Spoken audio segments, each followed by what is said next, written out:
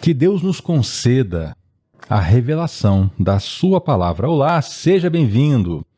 Esse aqui é o nosso canal Estudamos a Bíblia e aqui nós estamos agora, nesse momento, estudando juntos o livro de Atos dos Apóstolos, né? Estamos no capítulo 5 e eu interrompi a leitura ali pelo verso 33 para o 34. O contexto é o seguinte: os apóstolos estavam pregando o Evangelho de Cristo e foram presos por causa disso. E houve um confronto ali entre os sacerdotes, o sumo sacerdote e eles então explicaram o Evangelho com todas as letras. E nesse ponto, o pessoal do conselho ali reunido, eles ficaram furiosos e queriam matar os apóstolos. E aí, agora entramos no texto de hoje, capítulo 5, verso 34, mais um fariseu chamado Gamaliel, mestre da lei, respeitado por todo o povo, levantou-se no sinédrio e pediu que os homens fossem retirados por um momento. Um fariseu, um parush, um daqueles homens do partido dos fariseus, aquele grupo de pessoas que zelavam tanto pela lei, mas que em grande parte eles tinham já se perdido do bom caminho e estavam zelando muito mais pela sua autoimagem do que pela lei. Mas esse era Gamaliel, ele era um fariseu e ele era um mestre da lei, um estudioso da lei. A lei aqui não é o direito comum como nós temos aqui, Código Penal, Código Civil, não. Era a lei de Moisés, era a legislação bíblica. A lei era um termo que também designava todo o Antigo Testamento. Às vezes era especificamente a lei de Moisés, mas às vezes todo o Antigo Testamento. Então ele era um mestre nas Escrituras. Gamaliel, um fariseu, respeitado por todo o povo. Veja que ele não era respeitado apenas pelos fariseus. Ele não era respeitado apenas pelo pessoal ali da liderança religiosa.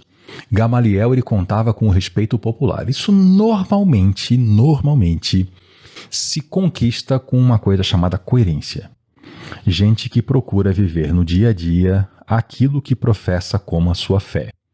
A gente traz isso para os dias de hoje e nós temos figuras religiosas hoje que contam com o respeito de todo o povo.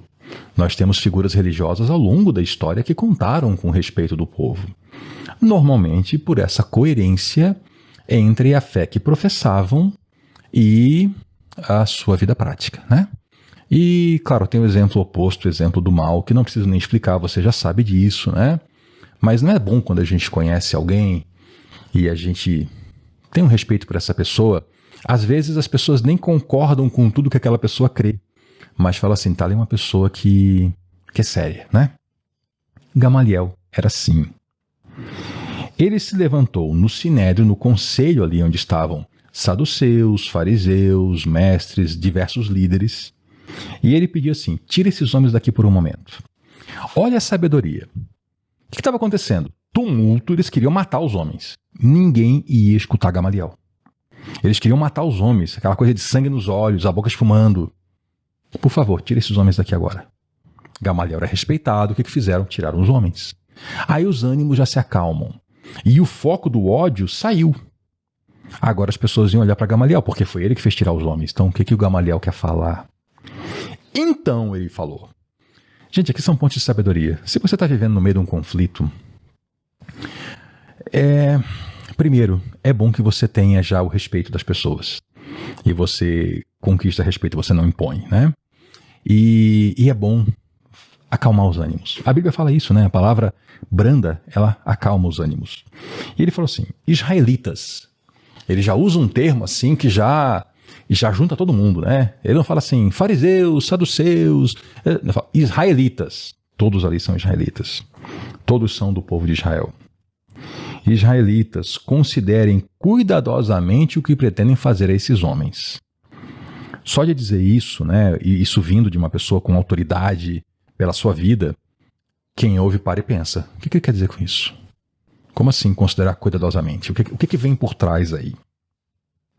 E ele começa a recapitular a história recente deles ali. Há algum tempo apareceu Teudas, reivindicando ser alguém. Esse Teudas dizia que ele era alguém importante. E uns 400 se juntaram a ele. Gente, isso é muita gente, tá? 400 é muita gente.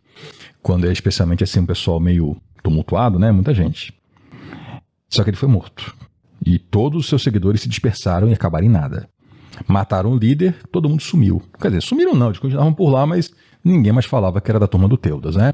Então Teudas foi um líder, mas foi só matar Teudas que acabou a revolução como um todo. Depois deles, na época do recenseamento, apareceu Judas, o Galileu, que liderou um grupo em rebelião. Se presume aqui que, quando ele está falando em recenseamento, pode ser o mesmo recenseamento que foi determinado na época lá que Jesus nasceu. Né? Então ele está falando aqui de uns fatos ali daquela época conhecida, né? Apareceu Judas. O nome Judas é Judá do Antigo Testamento, tá? Judas é a forma grega. É o mesmo Judá. Por isso que você vê tanta gente com esse nome Judas, porque Judá é um nome muito importante em Israel. Judá era um dos filhos de Israel e ainda a tribo de onde veio o rei Davi e de onde viria o Messias, como veio, né? Por isso que Judas é um nome tão comum. Apareceu um certo Judas, né? Um Galileu, que liderou uma rebelião. Ele também foi morto. E também os seus seguidores foram dispersos. Ou seja, eram dois movimentos aqui que estavam sendo citados, que foi matar o líder. O que aconteceu com o movimento? Acabou. Sumiu todo mundo. E aí dá para pensar assim, e Jesus foi morto? Uhum. E como é que está o movimento? Maior e mais forte. Estão percebendo aqui que Gamaliel já tá mostrando, gente, tem alguma coisa diferente aqui. Vocês estão percebendo que cada vez que aparece um doido, é só matar o doido que o movimento acaba. Mataram Jesus. E o movimento? Só aqui dá para raciocinar. Mas ele segue. Portanto, nesse caso, eu os aconselho, deixem esses homens em paz e soltem-nos, tá? Porque se o propósito ou atividade deles for de origem humana, vai fracassar. Se isso aqui for coisa da cabeça deles, da cabeça dos outros, vai acabar em nada. Porque Jesus já estava morto, então era uma questão de tempo até aquilo ali se esvaziar e sumir todo mundo. Seguindo a lógica da história, que sempre que um movimento desses humanos acontecia, matava o líder e acabava o movimento. Então ele está falando assim, se isso aqui é coisa à toa, vai acabar, deixa quieto. Não toca nesses homens, tá?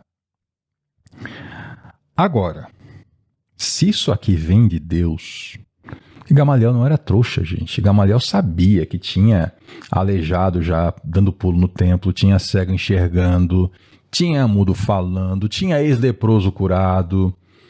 Gamaliel sabia, provavelmente, que Lázaro ressuscitou, né? Então, se isso aqui for de origem de Deus, vocês não vão conseguir parar esse negócio, não. E ainda vão se achar lutando contra Deus. Já pensou? Você se levantar contra uma causa, lutar com todas as suas forças, e daqui a pouco você descobre que aquele que você está apontando como adversário é o próprio Deus? É isso que Gamaliel está dizendo. Gente, acorda. Se isso aqui for coisa à toa, vai acabar por si, mas olha lá, hein? E se não for? Vão brigar com Deus? Sério? Isso aqui, não tinha ninguém ali que ia dizer tudo bem, tá? Porque mesmo Saduceu, que não acreditava em vida após a morte, acreditava em Deus. E eles tinham medo da punição divina. Tanto que a ideia deles era não ficar vivendo em pecado, porque Deus ia castigar nessa vida.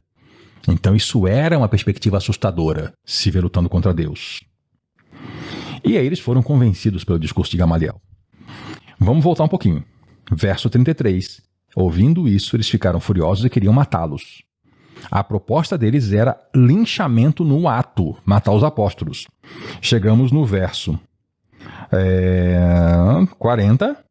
Eles foram convencidos pelo discurso de Gamaliel, ou seja, não iam mais matar ninguém. Só que esse povo não era gente boa, né? Então, matar eles não iam matar. Chamaram os apóstolos e mandaram açoitá-los. Mais uma vez aquela coisa da injustiça. Olha, não achamos crime nenhum, então vamos torturar um pouquinho. Foi isso que Pilatos fez com Jesus, né? Mandaram açoitá-los. E o açoitamento, gente, não era pouca coisa. Açoitamento nenhum é pouca coisa, mas esse aqui era pesado, tá? O açoite que eles usavam, normalmente ele tinha nas pontas pedaços, às vezes de osso, às vezes de metal. E a ideia era rasgar a carne, era fazer estrago. E aí a lei não permitia que dessem mais do que 40 açoites. Por quê? Porque com mais de 40 açoites a pessoa podia morrer. Morrer de hemorragia, morrer de destruição de órgão interno. Então eles tinham, o comum deles, eles diziam que era 40 menos 1. 39, mas a ideia era assim, vamos lembrar que 40 é o limite da lei, a gente faz menos 1. E aí tinha um número que eles estabeleciam, então assim, é tantos nas costas, vira o sujeito e tantos no peito. Açoitava o peito também. A pessoa saía ali destruída, né? E muita gente morria no açoitamento nos 39. Só que se a pessoa morresse no açoitamento com menos do que 40 açoites, quem açoitou não era considerado assassino, homicida, né? Claro, se fosse dentro do julgamento, da lei e tal. Então eles mandaram açoitar os apóstolos, que era esse açoitamento bárbaro, tá? E depois ordenaram que não falassem no nome de Jesus e deixaram sair em liberdade. A ideia deles era o seguinte: torturaram pesado e soltaram com a ordem: calem a boca e não falem em Jesus. Primeiro eles ameaçaram, agora torturaram. Ou seja, tá aumentando, tá escalonando aí a violência, né? Tá aumentando a violência contra os apóstolos. Não mataram, mas torturaram pesado. E deram ordem: fiquem quietos, não falem mais de Jesus. Era uma tentativa de abafar o movimento por ameaça e agora não era mais só ameaça, né? Agora já tinha tortura. E os apóstolos saíram do Sinédrio alegres. Você consegue imaginar isso? Você consegue imaginar os apóstolos saindo lá ensanguentados, faltando um pedaço da pele, tendo sido torturados sem cometer mal nenhum, e eles saíram alegres? É só o evangelho que faz isso, gente. É só o evangelho que faz isso. Porque eles saíram alegres por terem sido considerados dignos de serem humilhados por causa do nome. E o nome aqui está com letra maiúscula na minha Bíblia, na sua também deve estar, que se refere ao nome santo, né? Esse pessoal presenciou a cruz. E na época da cruz, eles fugiram. Ficaram de longe. Pedro negou a Jesus. Só que agora, eles mantiveram a posição, a postura de defender o evangelho, de continuar anunciando para trazer pessoas para a salvação. Inclusive os próprios ali, membros do Sinédrio, eles anunciaram a eles, né? E aí eles foram torturados. Essa é a alegria deles. Ser achados dignos de sofrer essa humilhação por causa do nome. O nome de Jesus, o nome santo.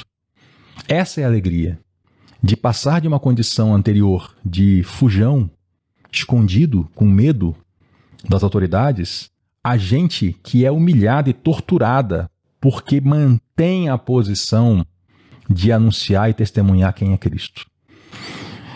E aí isso traz alegria. Devem estar com muita dor física, mas um coração cheio de alegria, sabendo que estavam no lugar certo, fazendo a coisa certa. A gente tem uma expressão contemporânea, né? É estar no centro da vontade de Deus. Eles sabiam que eles estavam no centro da vontade de Deus. Daí a alegria. E então todos os dias, no templo, de casa em casa, não deixavam de ensinar que Jesus é o Cristo. Vejam, foram presos, ameaçados, depois foram presos, ameaça de morte, torturados, ameaçados de novo, saem com alegria, e aí todos os dias eles voltam para o mesmo lugar onde eles foram presos e até mesmo torturados. Todos os dias eles voltam lá e anunciam que Jesus é o Cristo. O Cristo é o escolhido de Deus, o Salvador, aquele que veio para a nossa salvação. Todos os dias. E não só no templo. Ainda vão de casa em casa. Todo mundo que os recebe, eles vão lá e anunciam isso. Eles mantêm a posição firme de continuar obedecendo a Deus e não aos sacerdotes. De continuar anunciando a Cristo, porque eles sabem que desesperadamente cada um de nós precisa do nome de Jesus. Cada um de nós precisa de salvação. Então o amor deles por Deus e por aqueles que torturavam e perseguiam era tão grande, esse amor, que eles continuavam voltando para aquele lugar todos os dias, se expondo sim à tortura e à morte todos os dias, mas para permanecer nesse amor, para permanecer nessa missão santa que eles receberam. E isso aqui também é um exemplo para a gente maravilhoso, né? Pelo menos aqui no país que nós estamos, é bastante cômodo e fácil viver o Evangelho. A gente não sofre ameaça para não anunciar o nome de Jesus, a gente não sofre tortura. Tem coisa ruim? Tem, sempre tem, né? Sempre tem alguém que se levanta contra, mas nada parecido com isso. Então, isso é um baita do incentivo, né? Para a gente não parar de testemunhar do que a gente conhece a respeito de Jesus. Isso é um baita do incentivo para a gente, quando está com alguma dificuldade para viver essa vida de cristão, a gente não recuar. Porque esse pessoal aqui, eles amaram e amaram muito, e amaram tanto que continuaram todos os dias. Muito obrigado por nos acompanhar até aqui. Volte na próxima, porque aqui nós estudamos a Bíblia. Até lá.